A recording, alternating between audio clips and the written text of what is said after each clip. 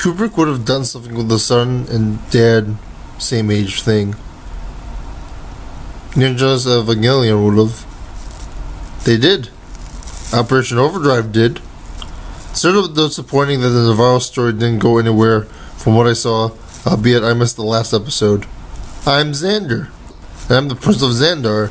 He's sort of become the Nagi of the show.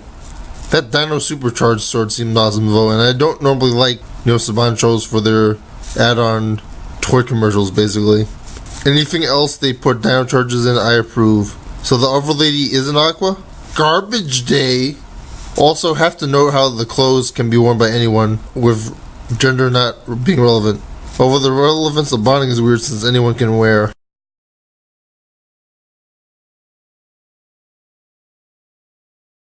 Other stuff on Dino Super Charge episode 6 after rethinking about it. Central's cool. I didn't feel for that he may die instead of his dad thing.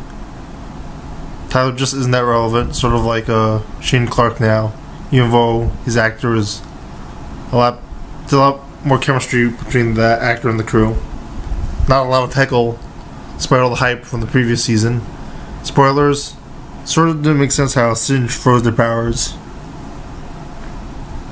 They put way too much production value into the fights, which is good for the toy selling, whereas resources and time goes sent elsewhere. It sort of felt like filler, although it could be the last one with Tyler Steele and Navarro, which is regrettable. It probably wasn't as bad as I thought, but what else can they do with Tyler besides ship him with Shelby? It's cool that the Prince of Xandar has utility, although he doesn't have much to do. It would be cool if the Dino Charge was a stampede. Maybe they can just transition to Shelby and Kendall being main characters for the rest of the season. Main problems with the Power Rangers Dino Super Charge episode, Freaky Fright Day, or whatever they call it. Like, I don't get why they don't just do an episode on Heckle. There's no reason to adapt this episode from Japan. You paid for a set where the Rangers can show up in US footage, use it. It'll probably get dismantled and a whole bunch of stuff later, but who cares? I guess it's slightly about Heckle because it's about being mistaken, but fuck you. You guys don't know what you're talking about. Like I mentioned before, they could have spent less money on the Riley and Ivan switch, but switching bodies still would have made the episode bad, just cheaper, and the production would have been more logical. Dino body switch could have worked like an imposter and Lightspeed Rescue, etc. So that was a bit lame too, even though it was a highlight of the episode. But still, that was mainly Japanese footage anyway, so you guys didn't do anything right. I'm not giving you the New Zealand crew any credit. Xenoing. Oh gosh. Imagine the whole episode being about him fighting the Rangers because somebody stole a body and they got to switch the monster body with the Xenowing body. And they already did that with Nerve Imposter episode a couple episodes ago. They could have had a monster body switch the whole season and not let the Rangers find out, which would have been an epic twist. And I don't get why they had Davi Santos play two characters. Did they cheapen out on the unnecessary use of guests of the week episode budget that they had to do that? Because they still have to pay post for having two Davi Santos in the episode by using the green screen effects to make it seem like they're there at the same time. Okay, whatever. Saban, let's spend more money. That makes more sense. Our episodes isn't having that good or going to be rated well, and is Power Rangers Super Mega Force quality. Great. What the fuck does the Power Rangers Super Dino Charge, or Dino Super Charge, or whatever charge, ending mean? Let's start with what Joe Lynn said about the series. He said he didn't want crossovers. He didn't want there to be references to other shows because Megaforce already filled that. I can get into why that kind of logic doesn't work and why the fans didn't want that, but that's not important. He said he wanted to concentrate on making the show better, and he did. Like, there was a bad plot hole and some really terrible episodes, but he did some very memorable stuff this season, and it was original. Does Dino Thunder take place? Does even Mighty Morphin take place? There's no crossovers with them, and that's the reason why Jeff Lynne put that in there. Is this an attempted reason to retcon or explain that? Not sure, but he did have a logic behind it. It's sort of a Game of Thrones Telltale game, season 1 ending. It's ambiguous, and they don't make clear that what happens like is going to be important or going to be fan friendly or where they're going to go with it. It's unfortunate, bro. Like, I was really angry when they did that with Game of Thrones Telltale, because like I didn't know whether I wanted to buy the second season or not, and I always spent all this money on the first season. Now, Power Rangers is free on TV, so and people are going to watch no matter what. I think the I don't care about the plot holes. I just want it to be entertaining, and it accomplishes that. Everyone has their closure, and it got people talking. Like, it was a risk, and whether it pays off or not is...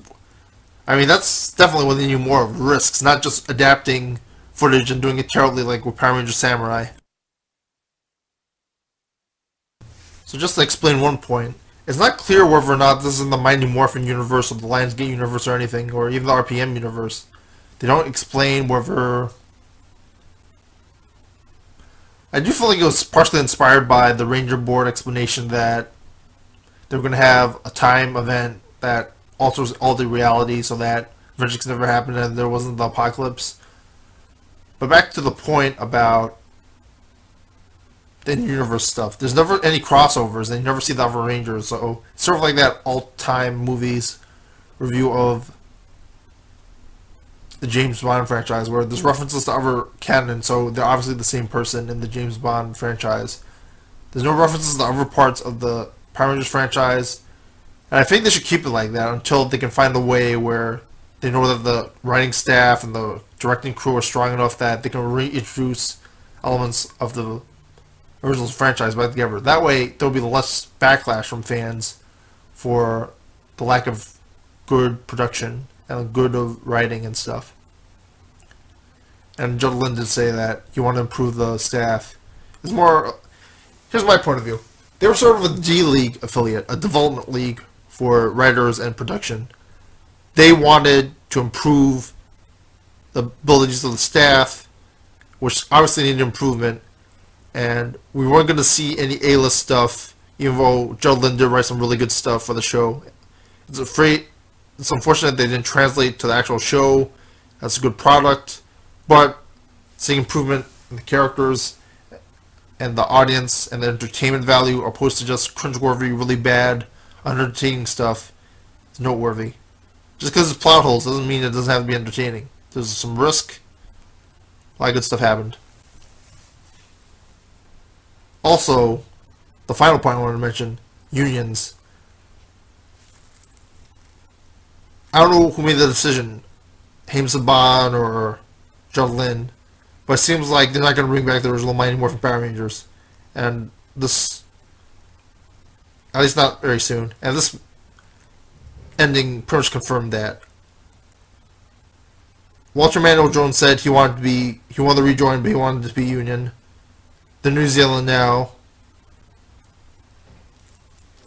it doesn't look like they're going to bring back the unions, and especially considering that the shows don't do well. Like, there's no reason to bring unions into the show, which is at cost to the show.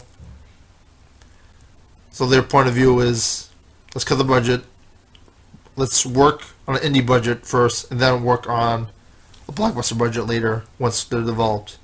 Right now, it looks like less development, less production, less budget. They're not going to bring in all-stars like Jason David Frank and pay him all this money like they did in Megaforce, only for him to not show up. And not to mention, I remember, what's his name, Austin, the guy who played Bridge in SPD. He said he didn't want to go to New Zealand because he'd have to pay his own ticket, and it'd be all these costs for him to join, and Saban is not going to pay, and I think Judd Lynn knows that, and as a result, he knows he can't do a lot of crossovers, because like a lot of the fans would be disappointed, a lot of the audience would be disappointed, a lot of the actors would be disappointed. So he just decided to get rid of that, make it simpler, and create their own teams and make them more memorable. Well, let's see what we can do with.